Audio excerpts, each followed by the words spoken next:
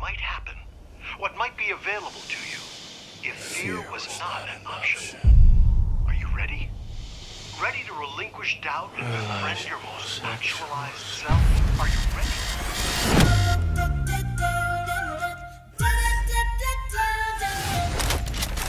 Wish your mama happy birthday before she goes to work. Happy birthday, man. Be safe. Call came in just before 6:30 a.m.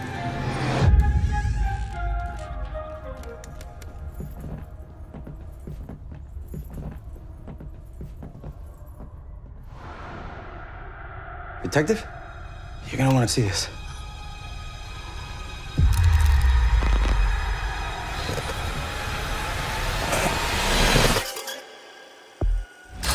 "25 fractures in all. Only bodies I've ever seen this broken were run over by trains."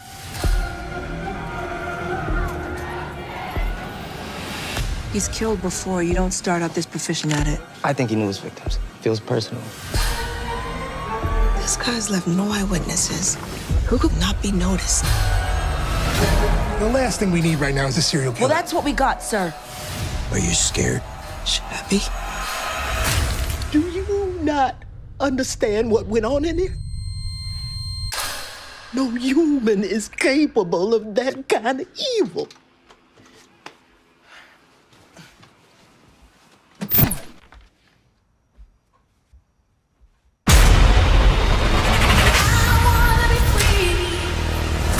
Don't you ever feel like you can't breathe? Your heart is just gonna stop. You wanna yell, but you know no one will hear you. It's too late. It's coming. Fear was not an option. Fear was not an option. Fear was not an option. Fear was not an option. Fear was not an option. You believe in God, Yeah, of course. even with everything you've seen. No, I believe in the devil too.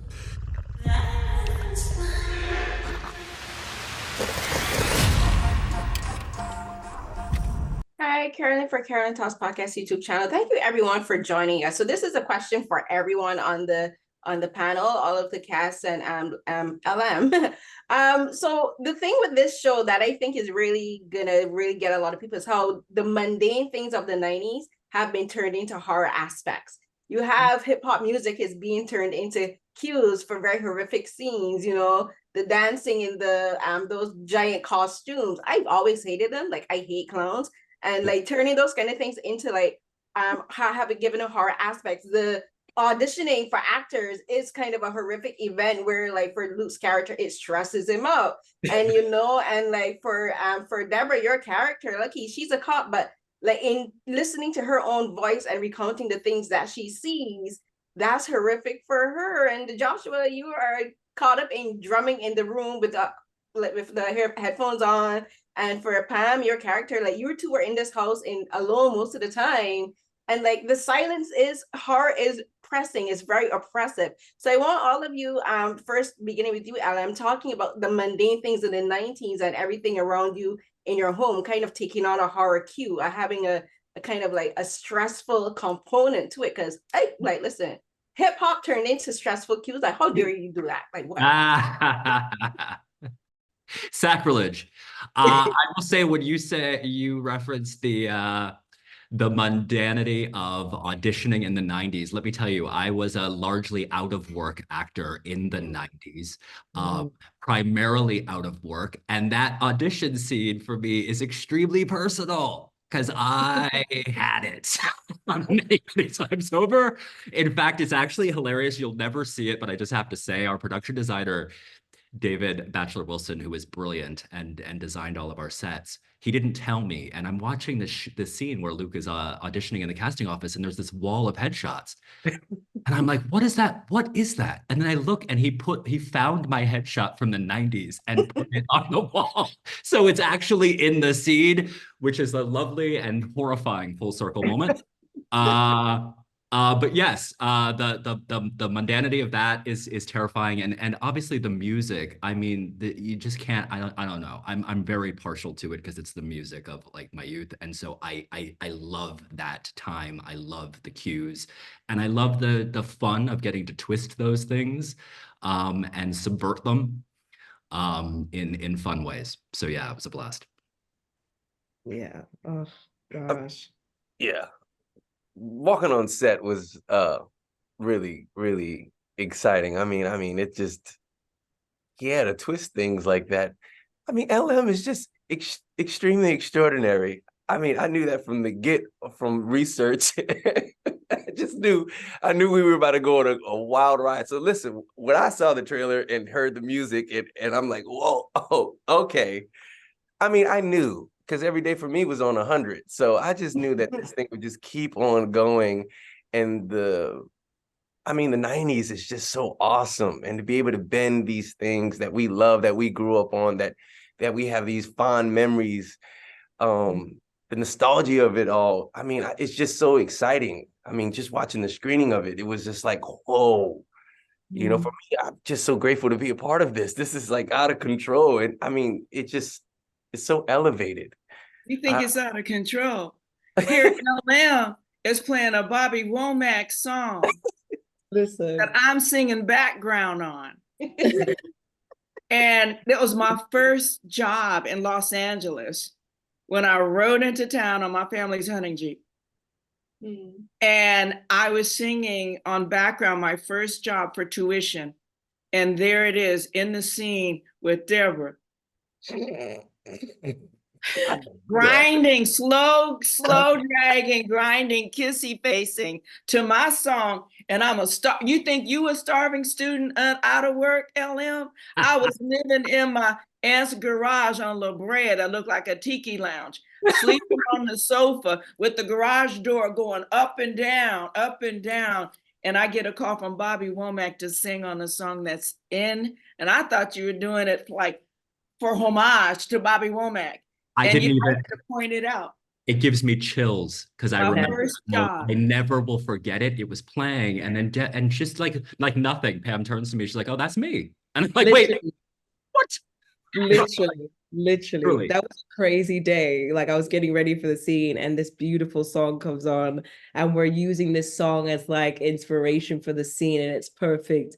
And literally she's like, oh yeah, I have some background on that. But literally, Pam, you have stories like this for days. Like that's why I'm being quiet. I don't for days. I see it and listen to you and it's just so dope. And just this it's just been a very like beautiful, nostalgic, just experience, honestly. And especially like with it being in the 90s, like it just doesn't feel removed. And like you said, to kind of twist things that was so near and dear and not removed feels even creepier. And it just is really, I just, yeah. By the way, Joshua, if you're confused, the 90s were the decade before you were born. The 1900s, sir. It's the 1900s. Late 1900s. I was just about to say, like, I feel like I'm the only one that was born in but like, nah, like just seeing the whole 90s nostalgic thing, like, it's just like, it was really like eye-opening to me because like, I mean, y'all lived through it, but like, you know, I was just coming in the world, you know what I'm saying? Like I was coming in the world years later, so it was kind of different, but it was you really were conceived. That is so depressing. It's like, actually depressing. I like the 2000s, you know what I'm saying? That's my theory. Yeah. You have no idea. If you lived in the 90s, you wouldn't like 2000s. Yeah, seriously. I would agree to that. But just seeing how it was back then and the music and everything, it was fire. So like just me seeing that on set, it was just amazing to yeah. Yeah. Thank you so much. And I don't think I'll ever listen to that Bobby Womack song the same way ever again now that I know. Well, you know, with the romantic songs of that time, a lot of Josh were conceived.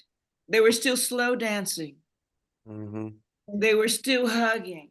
And it was a time where Sly and the Family Stone, Bobby Womack, you know, you had Jimi Hendrix. There was a time of inclusion and others were trying to break it apart. And that's when you could feel that tension and we were really clinging to each other. for our own identity, or for our own music and culture, and our clothing and our hair. And those were for me very memorable. I'm cry just being back with Pam. I cried every day on set with Pam. Now I'm going to do it again. This is Pam Grier. This is crazy.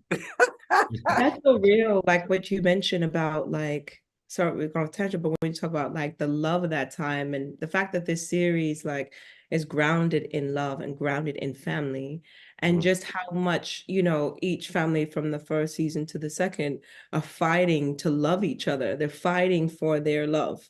And it's like, you know, when you hear these songs, you really put that into perspective that they're love songs, but you hear a fighting. They're fighting through so much just to be together, you know? And it's just, yeah, to hear you say that, it actually is really, really deep, you know? It's really deep, and it makes you put into perspective how much they fought through to be able to just love each other. It gives me the chills because many of us can't not remember the last time we slow danced with someone after dinner at a party or jam downstairs in the basement. Everyone's slow jamming, and the guys are breathing into our straight hair, and it's nappy by the time we leave the party. And you know, you're getting a little hot, you know, we can feel the brother, okay? Hot and heavy. Hot and heavy. Pam, it's only 8:30 in the morning. It's 8:30 in the morning, Pam.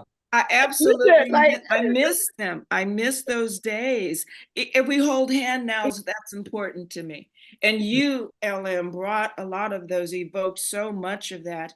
And people constantly are playing the 45s and the music that we revisit and go, remember that? And we conceived our son Joshua on that song, on that slow jam. And the fact that it was a real expression of the songs of that era, that you can go, you may not hear them today. They hear them on country, but back in the day, man, it was a love fest. It was, even in church, I could hear the church in it because I was in a gospel group at the time, Earth, Wind, and Fire. 3 members of them are from Denver. And a lot of their songs and what we were singing about was pure community and love in spite of everything that was going on. We were going to embrace one another and enjoy the differences. And I am just enamored by working with all of you, and LM bringing me into the fold and letting me share so many years and decades with you before you were born, during things that were so incredibly political and denying to women. And to see the changes today, just, you know, I wake up breathing, just reborn, because at the time I always thought of, it's got to be more than hope. We are more than hope, and it is here, and I'm experiencing it with all of you. All the work you've done, here we are. Thank you. Because without you, that change wouldn't be possible. Right on. That's what we felt every day that we were with you. Like there's a direct line from this show to every stride you took, every leap you took, your bravery. You know, there's a direct line from you to everything that came after. So thank you for that.